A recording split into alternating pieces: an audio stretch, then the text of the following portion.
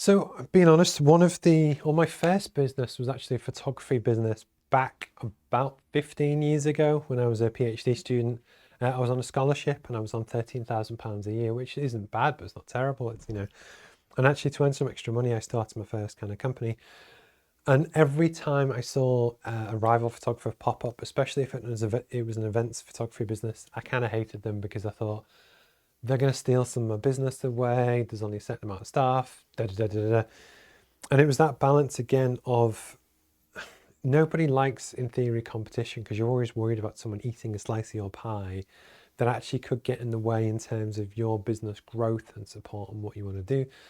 And that kind of follows through that even when I set up as a management consultant, which was in October 2019 to kind of do my day job, which is what kind of pays my bills and pays for all this, there are always elements that when you see other people pop up, are they any good? Are they not good? There's a lot of kind of detail to it.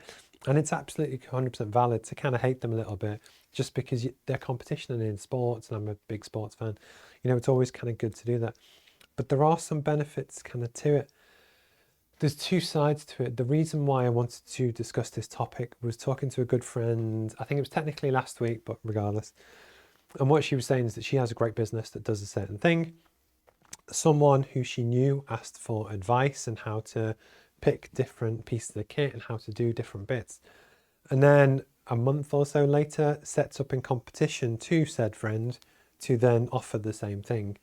From a purely ethical point of view, that's bad form. You don't do that. Fair enough if you want to set in competition to do whatever it is, but at least don't be underhand to steal people's trade secrets and IP and that kind of thing. Because actually, like for instance, with live streaming or cameras or lighting, I happily talk about people, but to go into exact detail on how I do all of the tickers and stuff to then copy it and compete against me isn't cool. And some people do that.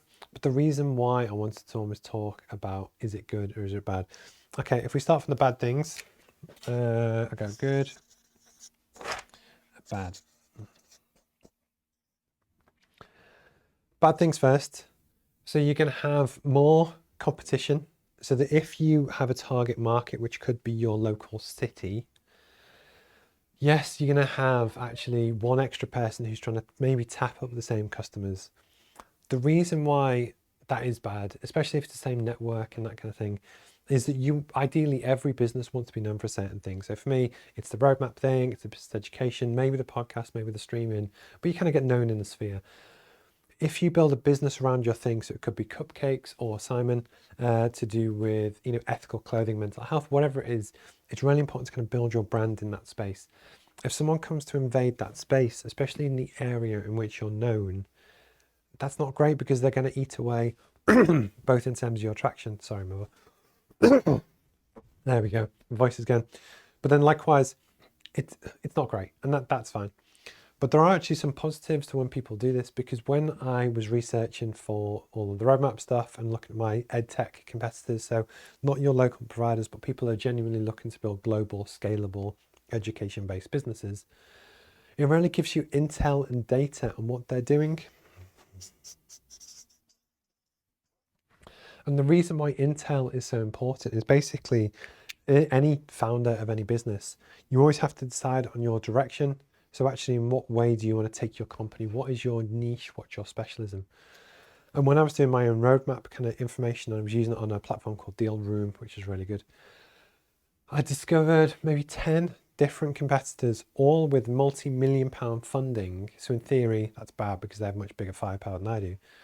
But what was really interesting is that more I kind of digged into what they did and went onto their websites and their socials and how do they communicate, I was actually able to find intel about what they're doing, how they're doing it, their prices.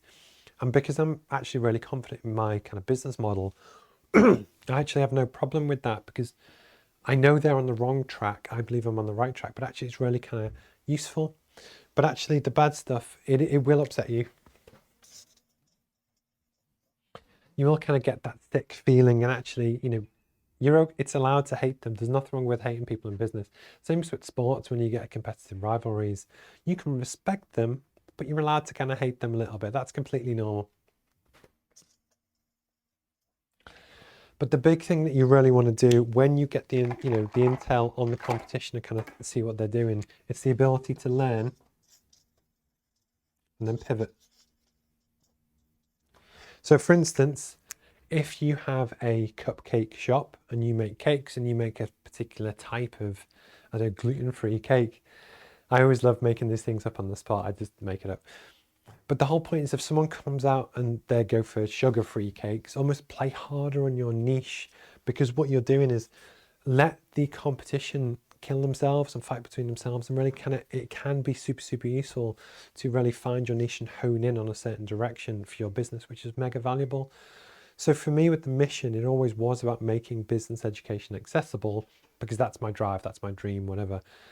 And relating to that, the one thing which really kind of stuck with me was the fact that I want people around the world, regardless of what your economic background is, as long as you've got one of these, which really kind of helps, or even if you don't, I'll send you one of these.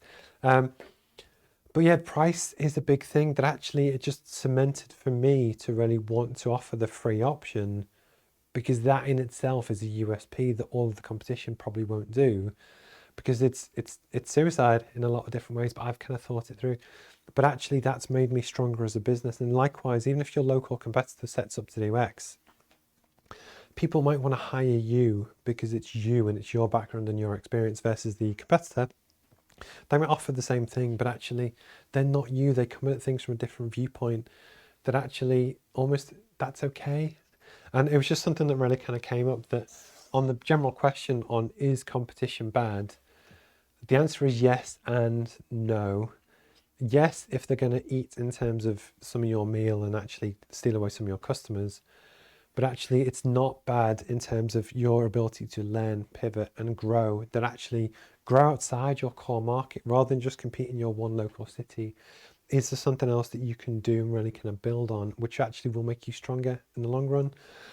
It is okay to be annoyed and pissed off and sad and upset, and especially if someone, the one thing you've got to do, it doesn't matter what you do in business. I have lots of people that I compete with, but I respect them and I do it ethically and I don't try and copy or steal their stuff. There are barriers between what is good and how you choose to do business and people that don't. And the one thing that will stick with you, because a huge percentage of businesses do fail within the first like 2 years, 5 years, that it might be that in 5 years time or 3 years time or even 2 months time, I'm doing a different business because this one fails. The point is your ethics and your mentality and what people know you for and your reputation will stick with you for the rest of your life.